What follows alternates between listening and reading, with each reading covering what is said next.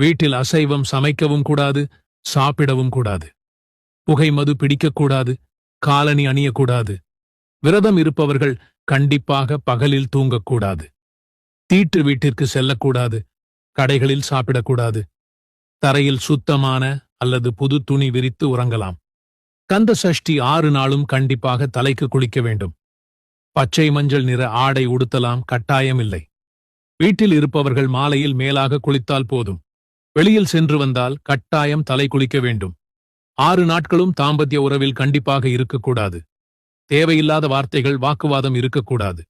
குழந்தை வரம் வேண்டி தம்பதிகளாக விரதம் இருப்பது சிறப்பு.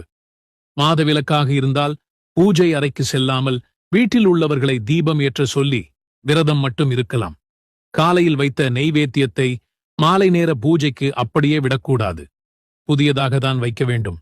கோவிலுக்குச் சென்றோ வீட்டிலோ சூரசம்ஹார